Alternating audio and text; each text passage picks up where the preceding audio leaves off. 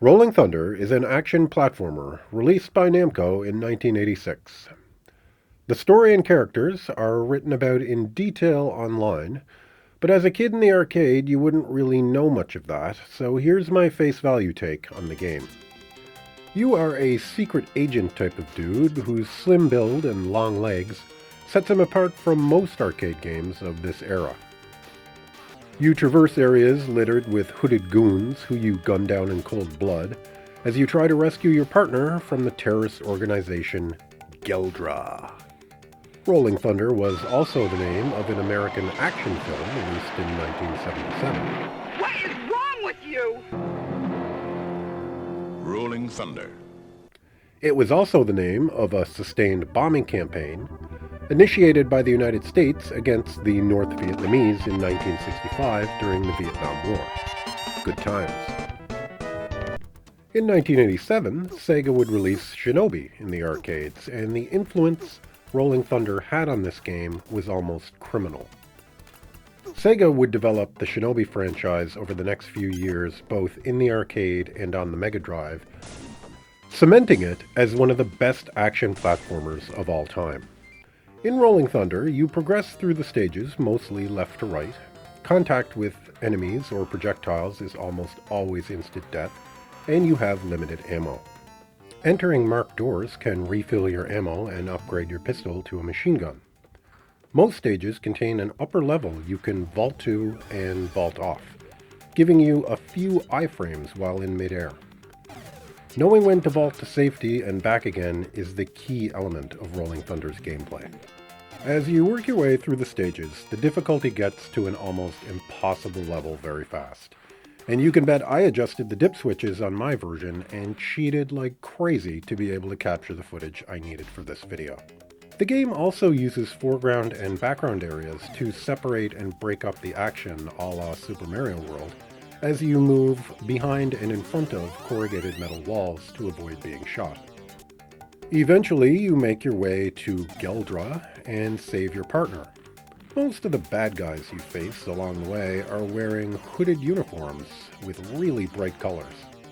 At first I thought the crazy colors were to let there be no doubt at all that this is not referencing the KKK. And then there are these guys, who I guess didn't get the email. Rolling Thunder was ported to pretty much everything, and they were all terrible, except the NES version, which was published by Tengen in the US. And I'm sure everyone knows all about the Nintendo Namco Tengen Lovin' of the late 1980s on Nintendo, so I won't bother with any of that here. The video is over 10 minutes long as it is. The NES port was pretty good as far as NES ports go.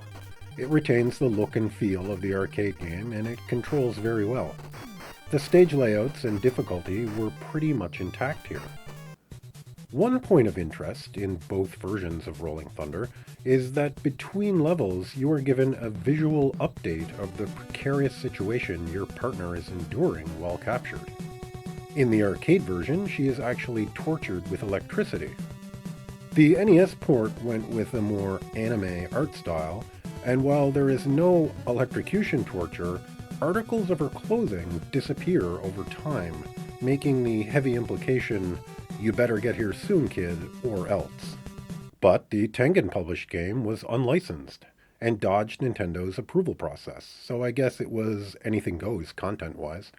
In the video game industry, you are absolutely allowed to steal someone else's idea, so long as you make your copy just as good, if not better, than the original. That is exactly what Sega did with Shinobi in the arcade. It reskinned the 60s spy aesthetic with a Ninja in America motif, and kids of the 1980s loved it. Shinobi also gave you unlimited ammo, proper boss fights, bonus rounds, and much appreciated ninja magic that would destroy all enemies on screen at once. Shinobi would also get an 8-bit port of the arcade game on the Master System. And like many Master System games, I struggle to find anything positive to say about it here. Graphics, controls, sound are all bad, but there you go, Shinobi on the Master System.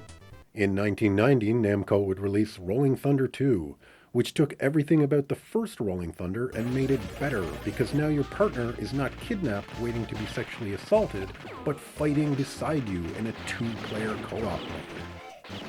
Sega would release a sequel to Shinobi in 1989 called Shadow Dancer, where once again you take control of a ninja battling terrorists, except this time you have a cute doggo in tow to help out. The game follows the controls of the original Shinobi and Rolling Thunder very closely once again. Now, I'm not sure how closely Sega and Namco were paying attention to each other's nearly identical game at the time, but the final boss fight of both Shadow Dancer and Rolling Thunder 2 takes place on the Space Shuttle launch pad, and once the final boss is defeated in each, the shuttles launch before the end credits roll. Probably just a coincidence. If I'm not mistaken, I believe the real-life space shuttle in service at the time was Space Shuttle Endeavour. Booster ignition and liftoff of Space Shuttle Endeavour. Rolling Thunder 2 was quickly brought over to the Mega Drive, and it was an incredible port. You can never really have too many two-player co-op action games on a console, and Rolling Thunder 2 was a welcome addition to the Mega Drive's lineup. Okay, here's where things get a little bit weird. Sega also ported Shadow Dancer to the Mega Drive, but instead of trying to emulate exactly what they did in the arcade, they basically reimagined the game with completely different graphics and stages. The dog is still here, but the game actually does a better job of making the experience more in line with the original Shinobi arcade game. Once again, you're rescuing hostages as the main goal instead of defusing bombs. Now, anyone who was considering Shadow Dancer a direct sequel to Shinobi would be forever corrected with Sega's release of Revenge of Shinobi, or Shinobi 2 The Super Shinobi in Japan, on the Mega Drive, making Shadow Dancer an official spin-off of the series. Although I played a lot of NES games at friends' houses as a kid, I never actually owned an NES, and upgraded from an Atari 2600 to a Sega Genesis, which I bought from money from a paper route. My first game I ever played on the Sega Genesis was Revenge of Shinobi, and despite all the amazing advances I have witnessed in video games in my life since, I have never ever been as blown away as when I first fired up Revenge of Shinobi.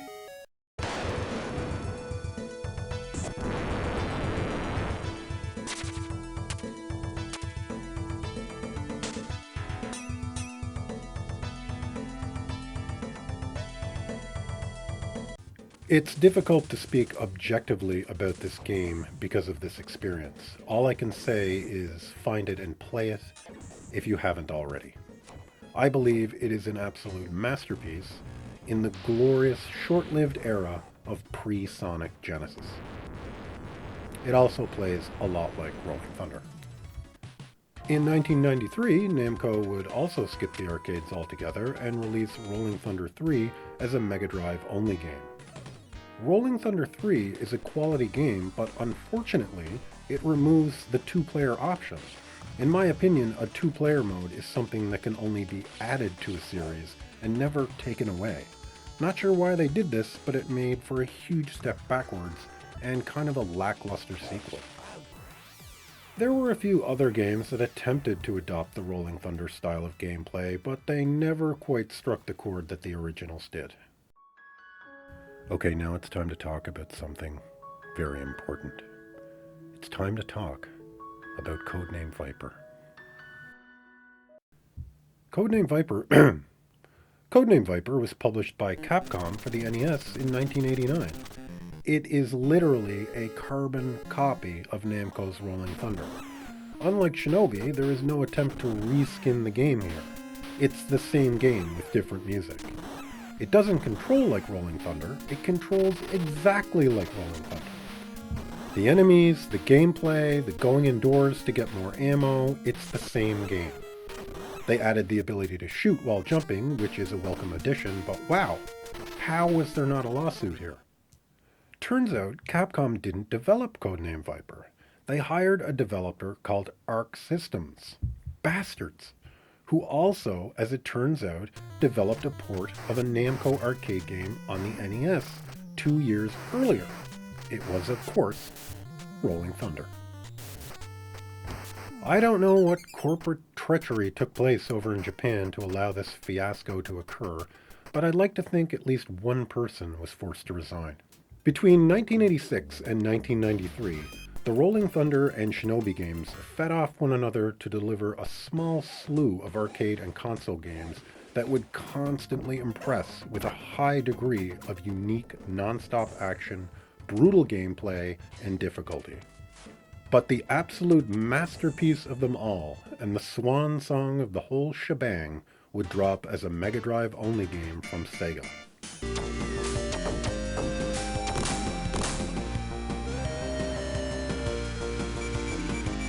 While Shinobi 3 stepped the furthest away from the trappings of the Rolling Thunder influences, it still felt like a long-lost relative of Namco's original game. Shinobi 3 is considered to be one of the best 16-bit action games ever made, and it absolutely holds up to this day in every way. If you like a challenging one-hit death action game with beautiful graphics and music, I'd highly recommend the Rolling Thunder and Shinobi series, in both their original arcade versions and the highly evolved Mega Drive ports. They take a long time to master, but it's well worth the effort.